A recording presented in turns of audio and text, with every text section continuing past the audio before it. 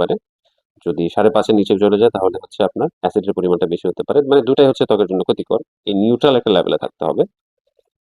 তো এখানে আমরা কিন্তু একটা বিষয় দেখতে পাচ্ছি, এই যে দেখেন, এই যে সাদা মিনক্সিডিল যেটা, হ্যাঁ? শুধু একটা সমস্যাই এটা পাওয়া গেছে, যেটা হচ্ছে যে ঘ্রাণটা আপনার একটু মিষ্টি আর হচ্ছে কালারটা একটু হালকা। এছাড়া আমি আর অন্য কোনো সমস্যা পাই না এটার মধ্যে।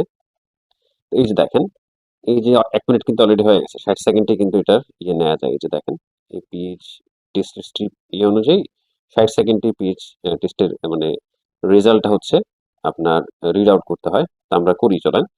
এই যে দেখেন, এটা কিন্তু এখন পর্যন্ত এটা কিন্তু খুবই আঠালো, আমি এর আগেও বলেছিলাম।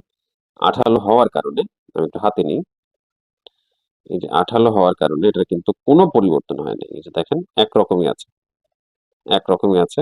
এটা এই যে এখান পর্যন্ত হচ্ছে 5, এটা হচ্ছে 5।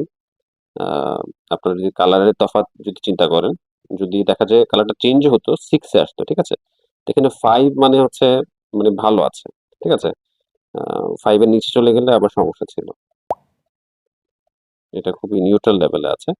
আর এই যে এই মিনক্সিডিলটা দেখেন, কোনো চিটচিটে না, কিছু না, পানির মতো। এই যে আমার টেবিলেও চলে আসছে। তো এটা আমরা একটু রিড করে দেখি। এই যে দেখেন, এটা কিন্তু অলরেডি 7, 7 ক্রস করে ফেলেছে, হ্যাঁ? 7 ক্রস করে হচ্ছে এই যে অনেকটা 8 এর কাছাকাছি চলে যাচ্ছে।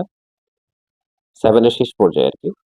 তাহলে টিয়া কালার থেকে এটা চেঞ্জ হয়ে দেন হচ্ছে হালকা সবুজ কালারে চলে যাবে। তো এটার সাথে কিন্তু এটা মোটামুটি ম্যাচ করছে। যদিও ক্যামেরাতে ঠিকঠাক মতো কালারটা দেখা যাচ্ছে কিনা সেটা নিয়ে সংশয় আছে। কিন্তু এটা দিয়ে জাস্ট এই যে আমি দেখতে পাচ্ছি টিয়া কালার চেঞ্জ হয়ে সবুজের দিকে যাচ্ছে। ঠিক আছে? তো এখানে কিন্তু পিএইচ এর পরিমাণ বেশি, যেটা হচ্ছে আপনার ত্বকের জন্য ক্ষতিকর হতে পারে। তো রেজাল্ট